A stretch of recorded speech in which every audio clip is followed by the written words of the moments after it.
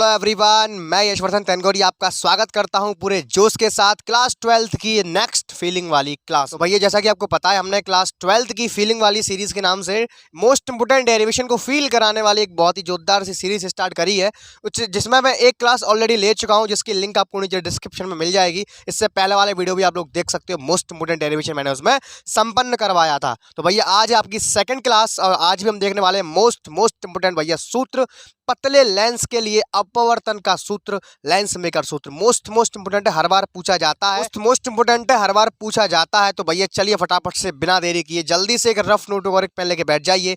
चलिए आज की फीलिंग वाली क्लास को शुरू करते हैं, देखिएगा। तो देखो भैया, इससे पहले मैंने आपको इससे प्रीवियस क्लास में करवाया था, कल मैंने आपको करवाया था गोलीय पृष्ठों पर अपवर्तन का सूत्र। इसमें भैया उसी का इस्तेमाल होगा। ये जो सूत्र है ये किसी गोलीय पृष्ठ के लिए नहीं है, ये लेंस के लिए है। तो थोड़ा सा मैं बताना चाह रहा हूँ कि लेंस क्या होता है। दो गोलीय पृष्ठों को जोड़ देते हैं भैया, लेंस आपका बन जाता है। तो इसमें हम करने क्या वाले हैं भैया, हम पतले लेंस के लिए अपवर्तन का सूत्र को स्थापित करने वाले हैं। ये सूत्र बड़ा ही पॉपुलर है, इसको बोलते हैं लेंस मेकर सूत्र के नाम से भी इसको जानते हैं। इसमें आपके मैं दो क्लास लूंगा, आज ये पहली क्लास है।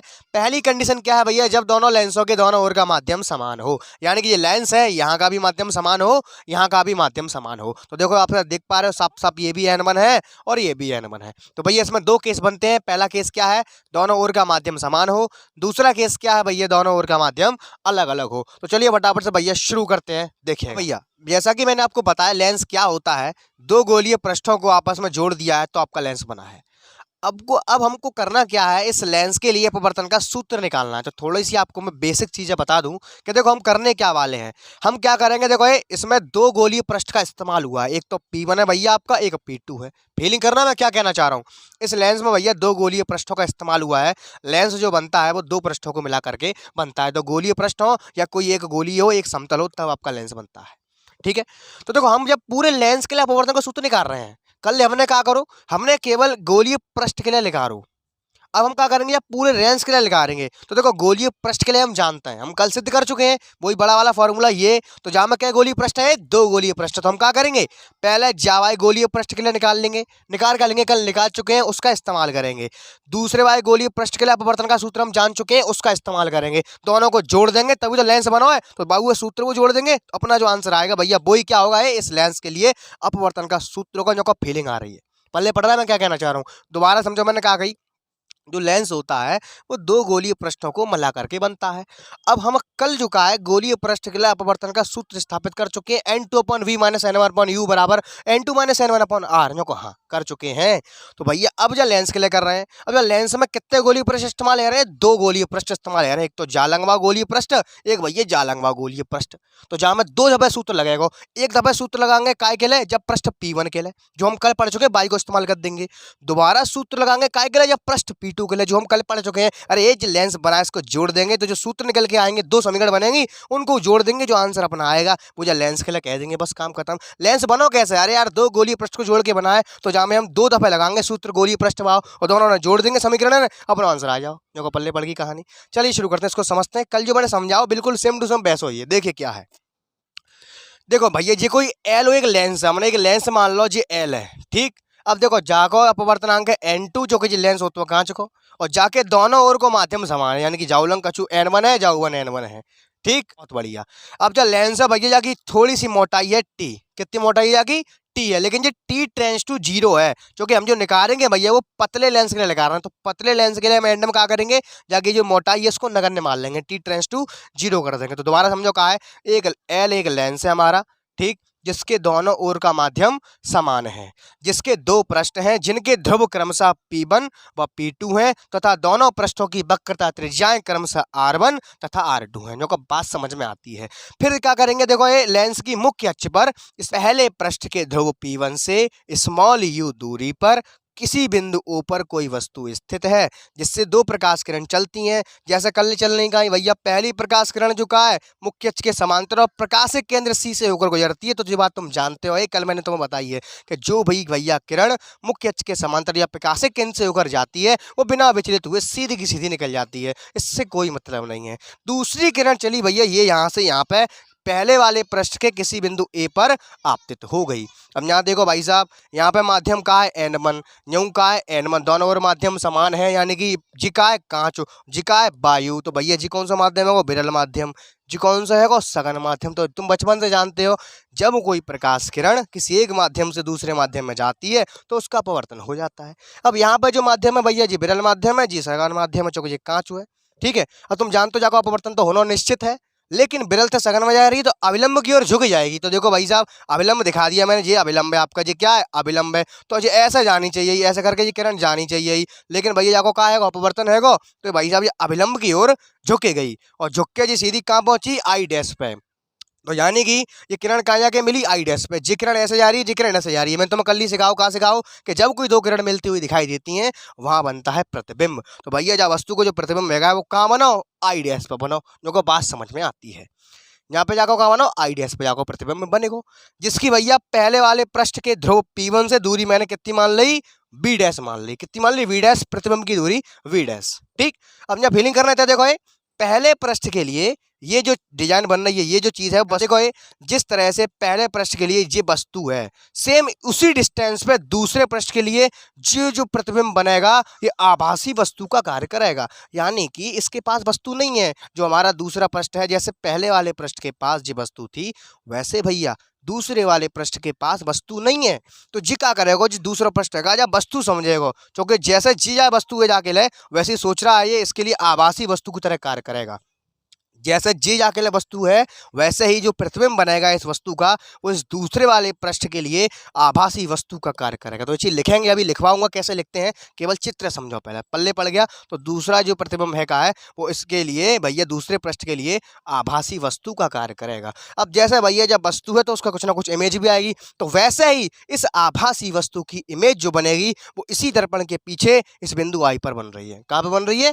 बिंदु आई पर। जैसे भैया ये जो वस्तु थी आपकी, इसकी जो प्रतिबिंब बना, जो इसकी जो इमेज बनी वो यहाँ बनी, ये तो रियल बनी है। अब भैया इसके पास तो वस्तु थी नहीं, इसने एज्यूम कर लिया जिस तरह से इसके पास यहाँ पर ये वस्तु है वैसे ही इस वाले पृष्ठ ने इस वाले प्रतिबिंब को भैया अपने लिए आभासी वस्तु माना।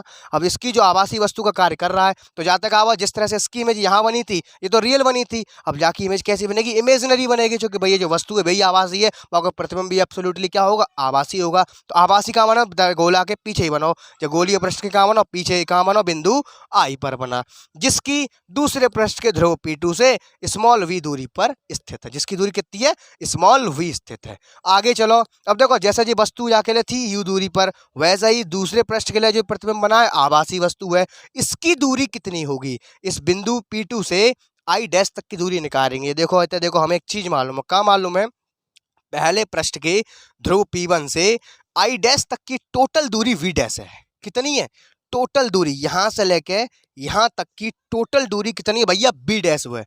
अब ये दूरी हमें चाहिए P2 से आई डैश तक की। तो क्या करोगे तुम? जामे तो इसका कैंची लेके काट दोगे, न्यंत तक हम पे है, न्यंत तक चंगे तो एक्स्ट्रा है ना, कह हटा दोगे या कैंची लेके, जब काट दोगे कैंची लेके, तो वही चीज में लिखिए था। देखो टोटल कितनी है? बी डैश, जहाँ मतलब मोटा ही हमने काट डाली कैंची लेके, वी डैश माइनस का टी। तो भैया यहाँ तक लेके यहाँ तक की डिस्टेंस कितनी होगी रे? बी डैश माइनस टी होगी। देखो बात समझ में आती है? बस हो गया। इतना करने के बाद जब लिख दोगे रामायण जहाँ में लिखिए सो, फिर तुम लिखोगे का पहले पृष्ठ के लिए अपवर्तन के सूत्र से दूसरे पृष्ठ के लिए अपवर्तन के सूत्र से, अब क्या करके जोड़ देंगे तब तो लेंस बनेगा। तो भैया दोनों को जोड़ देंगे, आंसर अपना आ जाएगा। देखो बात समझ में आती है? तो चलो फटाफट है, मैं इसकी थ्योरी बोल रहा हूँ, वैसे मैं बोल रहा हूँ वैसे ही आपको लिखनी है सेम, बिल्कुल लुल्लत धुआं उड़ जाएगा। देखिए क्या है, आराम से बोलूंगा, आराम से लिख लोगे, स्पीड तेज है थोड़ी सी। देखिए क्या है, सबसे पहले लिखेंगे माना कोई उभयोत्तल लेंस, या इसको उभयोत्तल भी कह सकते हैं क्योंकि इसमें दोनों पृष्ठ उत्तल हैं। ठीक है, ऐसे लिख सकते हैं। यहाँ पर ऐसे लिखो, माना कोई लेंस कैपिटल L है जिसके दोनों ओर का माध्यम समान है, जिसकी मोटाई t है, प्रकाशिक केंद्र C है, जिसमें पहले व दूसरे पृष्ठ के ध्रुव क्रमशः P1 व P2 हैं, तथा पहले व दूसरे पृष्ठ की वक्रता त्रिज्याएं क्रमशः R1 व R2 है। ऐसे कह देंगे। फिर आगे क्या लिखेंगे? माना या फिर क्या लिखेंगे भैया? फिर लिखेंगे लेंस की मुख्य अक्ष पर पहले पृष्ठ के ध्रुव P1 से स्मॉल u दूरी पर किसी बिंदु ऊपर कोई वस्तु स्थित है, जिससे चलने वाली प्रकाश किरणें एक किरण जिससे चलने वाली प्रकाश किरण जिससे चलने वाली प्रकाश किरण प्रकाशिक केंद्र के समान जिससे चलने वाली प्रकाश किरण मुख्य अक्ष के समांतर प्रकाशिक केंद्र C से होकर गुजरती है, जो कि बिना विचलित हुए उसी मार्ग में सीधे निकल जाती है। फिर क्या लिखोगे? तथा अन्य प्रकाश किरण, फिर क्या लिखोगे भैया? तथा वस्तु से चलने वाली अन्य प्रकाश किरण गोलीय पृष्ठ के प्रथम गोलीय पृष्ठ पर किसी बिंदु A पर आपतित होती है भैया, जो कि अपवर्तन के पश्चात कहाँ पहुंच जाती है? जो कि अपवर्तन के पश्चात अभिलंब की ओर झुक जाती है तथा हमें प्रतिबिंब I डैश पर प्राप्त होता है। क्या लिखोगे? जो कि भैया अपवर्तन के पश्चात अभिलंब की ओर झुक जाती है तथा वस्तु का प्रतिबिंब बिंदु I डैश पर प्राप्त होता है, जिसकी भैया पहले पृष्ठ के ध्रुव P1 से स्मॉल v डैश दूरी है। बस काम खत्म हो गया। और लिख देंगे यहाँ पर तथा लेंस की मोटाई स्मॉल t है। फिर आगे क्या लिखोगे? आगे लिखोगे भैया क्या? कि वस्तु द्वारा प्राप्त प्रतिबिंब I डैश दूसरे गोलीय पृष्ठ के लिए आभासी वस्तु का कार्य करता है, जिसका आभासी प्रतिबिंब दर्पण के पीछे बिंदु I पर प्राप्त होता है, जिसकी दूसरे गोलीय पृष्ठ के ध्रुव P2 से v दूरी स्मॉल v है। बस फिर क्या लिखोगे आगे? तथा दूसरे गोलीय पृष्ठ के ध्रुव P2 से वस्तु आभासी वस्तु I डैश तक की दूरी v डैश माइनस t है तथा लेंस का अपवर्तनांक n2 है। तब इतना लिख लोगे। आगे फिर क्या लिखोगे? तब प्रथम गोलीय पृष्ठ के लिए अपवर्तन के सूत्र से देखिए अब होने जा रही है शुरुआत। यहाँ लिखेंगे का? प्रथम गोलीय पृष्ठ के लिए, प्रथम गोलीय पृष्ठ के लिए अपवर्तन के सूत्र से भैया हम कल पढ़ चुके हैं। अपवर्तन के सूत्र से क्या होता है भैया? याद है क्या? भूल गए होगे, को पढ़ेगा डेली है। देखो क्या होता है formula, n2 upon v minus n1 upon u बराबर n2 minus n1 upon r। हमने कल यही तो पढ़ा था। बहुत बढ़िया। अब भैया यहाँ पे हम जो बात कर रहे हैं वो पहले वाले के लिए कर रहे हैं। तो देखो ये पहले वाले के लिए, तो पहले वाली कंडीशन में जो वस्तु की दूरी है वो u को u ही रहेगी, तो u बराबर तो u ही रहा। v का है प्रतिबिंब की दूरी, तो पहली वाली कंडीशन में जो प्रतिबिंब की दूरी है भैया वो b डैश है। कितनी है? b dash. तो लिख देंगे भैया v बराबर v डैश। बहुत बढ़िया। r कितनी है? यहाँ देखो r पहली वाली कंडीशन में r1 है, तो भैया r बराबर r1। कुछ नहीं करना, जामा डाल दो भैया। लो डाल दिया। n2 upon v minus n1 या v डैश कर लेंगे अपॉन u बराबर n2 minus n1 upon r1 को राधे राधे पहली समीकरण मान के छोड़ देंगे। अब सेम यही काम भैया या दूसरे पृष्ठ के लिए करेंगे। तो लो भैया इसी प्रकार दूसरे पृष्ठ के लिए, दूसरे पृष्ठ के लिए अपवर्तन के सूत्र से, अपवर्तन के सूत्र से क्या करेंगे? दोबारा जा सूत्र लिख लो भैया। लेकिन भैया पहले गोलीय पृष्ठ में जो प्रकाश किरण है, इधर देखो ये जब वायु है, जब वायु से क्या में जा रही है? कांच में। विरल से सघन में जा रही थी, यही सूत्र होता है। दूसरे की बात करेंगे तो जो प्रकाश किरण है, कहते देखो ये जब कांच से वायु में जा रही है, माध्यम कौन सा चेंज हो गया? सघन से विरल में जा रही हो। मैंने 1000 दफे ये बात कही है कि जब प्रकाश किरण विरल से सघन में जाती है तो यही सूत्र लगेगा। जब सघन से विरल में जाती है तो n2 रिप्लेस कर देंगे n1 ते और n1 रिप्लेस कर देंगे n2 ते। सही सोच रहे हो यार। तो जावे चेंजिंग कर देंगे, क्या कर देंगे? ये हो जाएगा कितना? n1 अपॉन v माइनस का n2 अपॉन u बराबर n1 minus n2 upon r। होशियार रहेगा ये, समझ गए? सही सोच रहे हो, बिल्कुल सही सोच रहे हो। प्रकाश किरण जो कहा जहाँ में कांच में था वायु में जा रही है, यहाँ से नहीं तो निकल के जा रही है दूसरे पृष्ठ पे थे, और पहले पे आ रही, दूसरे पे जा रही है। सघन से विरल में जा रही है कि ना, तो अपवर्तनांक चेंज होगा। यहाँ लिख देंगे चूंकि किरण क्या लिखेंगे? सघन माध्यम से, सघन माध्यम से विरल माध्यम में जा रही है, विरल माध्यम में जाती है। बहुत बढ़िया, सही है भैया। जहाँ तक कहानी डन है। अब क्या करेंगे? जैसे जामा करो वैसे जामा करेंगे। अब जा स्थिति में निकाल लो चीजें। v या v यानी कि प्रतिबिंब की दूरी, तो जहाँ में जो प्रतिबिंब की दूरी है भैया वो v ही है। जेरी दूसरे पृष्ठ के लिए प्रतिबिंब की दूरी तो v ही है, तो भैया v बराबर v है। u वस्तु की दूरी, अब जहाँ में जो पहला प्रतिबिंब बनो यही तो आभासी वस्तु को कार्य कर रहा हो, तो जहाँ में वस्तु की दूरी हमने कहा ली थी, देखो P2 के लिए v डैश माइनस का t, वस्तु की दूरी कितनी है भैया, वी डैश माइनस का टी, तो यू बराबर वी डैश माइनस का टी, बहुत बढ़िया। और आर बराबर बोलो रे बोलो R2, दूसरे पृष्ठ के लिए R2, बस खत्म कहानी। दद्दो जामे क्या बनेगा था, देखो ये N1 upon V dash, sorry N1 upon V minus का N2 upon V dash minus का टी बराबर में N1 माइनस का N2 अपॉन R2, समीकरण नंबर 2। तो देखो भैया हमने क्या कर लो, पहले पृष्ठ के लिए अपवर्तन निकाल लो जी डारो, दूसरे के लिए अपवर्तन निकाल लो। अब लेंस के लिए, टोटल लेंस के लिए निकालेंगे, तो देखो लेंस में 2 पृष्ठ लगे हुए हैं, तो इन दोनों को जोड़ के तो लेंस बनाओगे हुआ है, तो वैसे ही हम अपवर्तन को सूत्र जोड़ डालेंगे, सर ने स्टार्टिंग में बताई, तो हम निकल के आवेगा जब पूरे लेंस के लिए, तो क्या लिखेंगे, समीकरण 1 व 2 को जोड़ने पर। तो भैया आई थिंक इतना आपने नोट कर लिया होगा, नहीं किया तो फटाफट से कर लो, स्क्रीनशॉट लेना चाहो ले सकते हो। जल्दी से उसको मैं रफ करता हूँ, आइए इनको जोड़ते हैं, फटाफट से वीडियो को फिनिश करते हैं, देखिएगा। तो देखो भैया समीकरण 1 व 2 को जोड़ने पर, समीकरण 1 व 2 को जोड़ने पर, जोड़े भैया, लो चलो जोड़ना शुरू करते हैं इनको बढ़िया तरीका से। देखो कैसे जोड़ेंगे, तो देखो ये left hand side left hand पे जुड़ेगी, right hand side right hand पे जुड़ेगी। चलो शुरुआत करते हैं।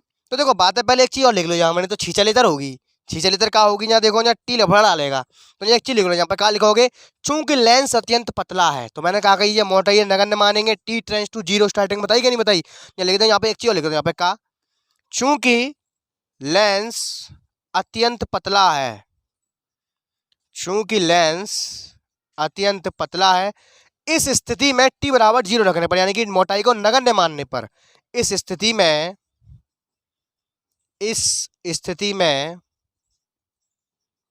टी टेंड्स टू 0, यानी कि मोटाई को नगण्य मानने पर, राइटिंग खराब है लेकिन संग संग बोल रहा हूं मैं, नगण्य मानने पर, तो भैया टी बराबर जब हम 0 रखे देंगे, तो देख रहे हो यहाँ पर टी का अस्तित्व तो खत्म हो जाएगा, तो क्या बचेगा, अब लिखने जा रहा हूं। तो देखो पहले क्या लिखेंगे, क्या लिखेंगे, N2 अपॉन V1 माइनस का, सॉरी V1 ना वी डैश हुआ, ठीक है, वी डैश माइनस का N1 अपॉन यू, प्लस में आएगा कितना, N1 अपॉन V माइनस का कितना आएगा, N2 upon V dash minus का टी, लेकिन टी बराबर रख देंगे 0, तो टी हो जाएगा खत्म, केवल बचेगा बी डैश, और बराबर में क्या आएगा, बराबर में जिन दोनों जोड़ के लिख दो, N2 minus N1 upon R, बहुत अच्छे, plus N1 minus N2 upon R। कोई डाउट यहाँ तक करे बिल्कुल नहीं होगा, कोई दिक्कत, क्रिस्टल क्लियर है कि ना, कमेंट करके जरूर जाइए भैया, ठीक।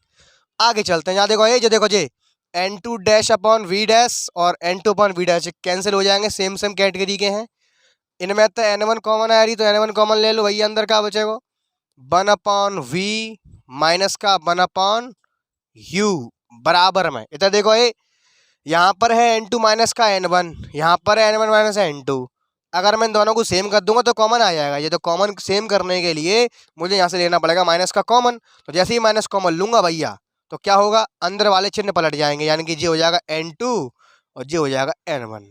ऐसा क्यों किया है, अब तुम समझ ही हो, ताकि इस कोष्टक सेम बनेगा, इसको मैं कॉमन निकाल लूंगा, पल्ले पड़ता रहना चाहिए, तो लो भैया जहाँ मैंने कॉमन ले लो N2 माइनस का N1।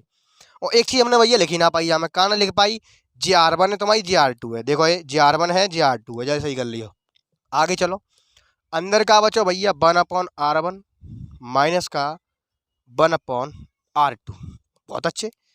अब क्या कर रहे हैं भैया, देखो N1 एक्स्ट्रा है, इसका डिवाइड लगा देते हैं, तो भैया यहाँ तक मुझे रफ करना पड़ेगा, संग संग नोट करते रहियो ना, वीडियो पीछे करके देख लियो, ठीक है, देखिएगा। चलो भैया आगे चलते हैं, N1 एक्स्ट्रा, इसका डिवाइड लगा दीजिए, 1 अपॉन वी माइनस का 1 अपॉन यू बराबर में N2 अपॉन N1 माइनस का 1, सब चीज़ सही है, 1 upon R1 minus 1 upon R2, बहुत बढ़िया।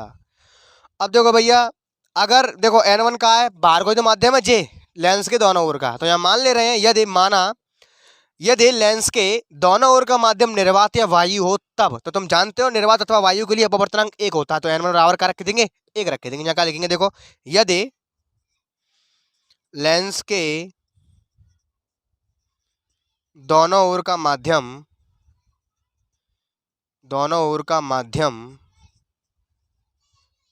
निर्वात या वायु हो तब, निर्वात या वायु हो तब, तो तुम जानते हो भाई साहब क्या, n1 बराबर 1 रख देंगे तो क्या बचेगा यहाँ था, देखो ये 1/v माइनस 1/u बराबर n2 माइनस का 1 और कोष्टक में 1/r1 माइनस 1/r2। बहुत बढ़िया जी। नहीं करे भैया माओ जब लेंस के लिए अपवर्तन को सूत्र।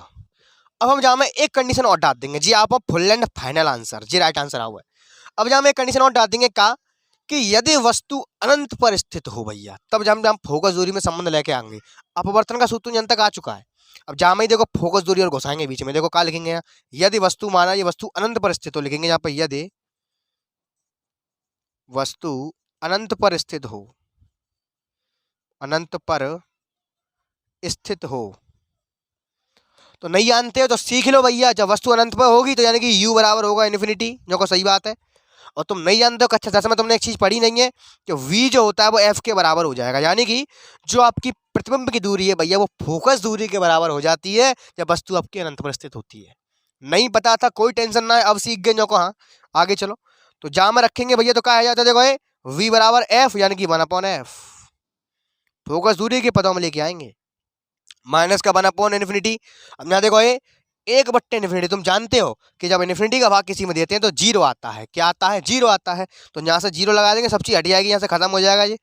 तो बराबर में कहाँ रह जाओ, केवल n2 माइनस का 1 और 1/r1 minus 1/r2 is the very very correct answer of our derivation.